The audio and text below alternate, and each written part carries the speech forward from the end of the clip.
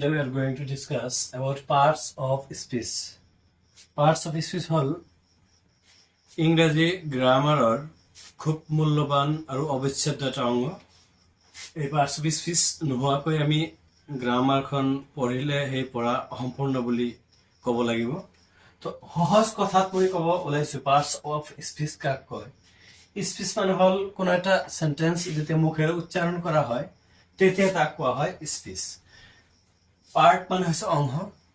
Parts of speech মানে হচ্ছে এটা বাক্য বা সেন্টেন্স যেতিয়া মুখেৰে কওঁ তাৰ প্ৰতিটো শব্দ মানে প্ৰতিটো ওয়াৰ্ডকে পাৰ্টস অফ স্পিচ বুলি কোৱা হ'ব। ওকে, তো এই পাৰ্টস অফ স্পিচ বিলাকক মুঠতে 8টা প্ৰকাৰত বা 8টা শ্ৰেণীত ক্লাসিফিকেশন কৰা হৈছে।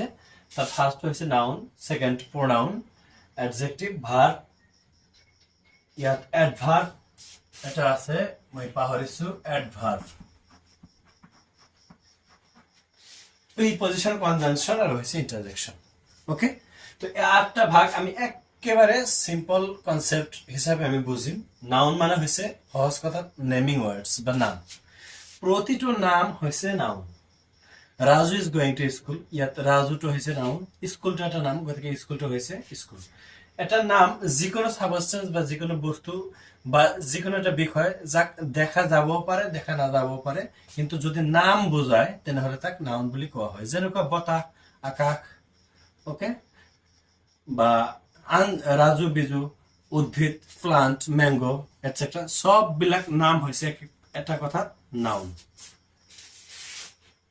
প্ৰোনাউন হৈছে নাউনৰ হৰণে কিছুমান ওয়াৰ্ডস কেতিয়াবা ব্যৱহাৰ কৰা হয়। যেনেকুৱা মোৰ নাম suppose Raju, Raju is going to school নকওঁ, মই কি কওঁ যে I am going to school. তো ৰাজুৰ ঠাইত আই বহুৱালো, গতিকে এই আইটো হৈছে প্ৰনাউন। গতিকে আই, উই, ইউ, হি, সি, আই, উই, ইউ, হি, সি, দে এইবিলাক হৈছে প্ৰনাউন, অৰ্থাৎ এই ওয়াৰ্ড বিলাক নাউনৰ সলনি সেন্টেন্সত ইউজ কৰা হয়।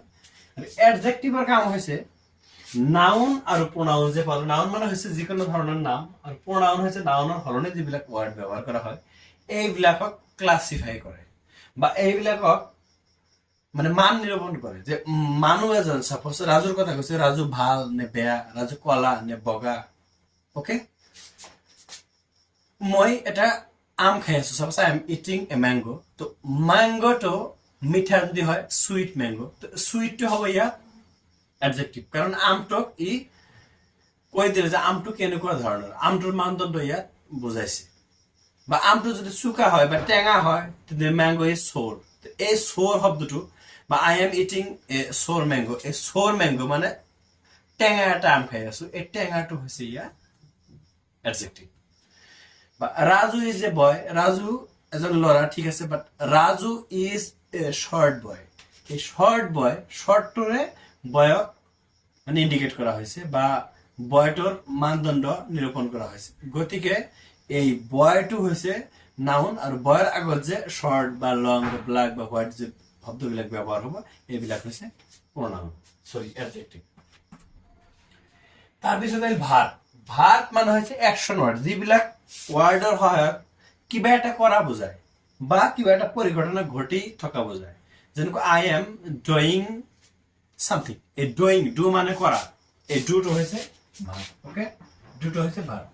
আই এম রাইটিং বা হি রাইটস, এই রাইট যেটো রাইট মানে হচ্ছে লিখা, এটা একটা কার্য, গতিকে এটা অ্যাকশন ওয়ার্ড হয়। গতিকে do, right, eat, stand, sit, হাজারো এনেকুৱা ধৰণৰ ওয়াৰ্ড আছে যিবিলাকে অ্যাকশন ওয়াৰ্ড বুজায়, এইবিলাক হৈছে ভাৰ্ব। আৰু ভাৰ্বৰ পিছে পিছে আহিছে আমাৰ এডভাৰ্ব। ঠিক এডজেক্টিভে যেনেকৈ নাউন আৰু প্ৰোনাউনক কোয়ালিফাই কৰিছে, নাউন কেনেকুৱা বা প্ৰোনাউন কেনেকুৱা সেই কথাটো কৈ দিছে এডজেক্টিভে। এই ভাৰ্বৰ কামটো কেনেদৰে চলি আছে এই কথাটো বুজাব কোনে, এডভাৰ্বে। ওকে, যেনেকুৱা হি ইজ ৰানিং, তেওঁ দৌৰি আছে, এই ৰানিংটো হৈছে ভাৰ্ব। ওকে, কিন্তু যেতিয়া কম মই হি ইজ ৰানিং স্লোলি, তেওঁ কেনেকৈ দৌৰি আছে, স্লোলি মানে লাহে লাহে, এইটো কাক ইন্ডিকেট কৰিছে, এই ৰানক। কেনেকুৱা ধৰণে, কি ধৰণে ৰানিং কৰি আছে, স্লোলি না স্পীডত দৌৰি আছে বা মন্থৰ গতিত দৌৰি আছে।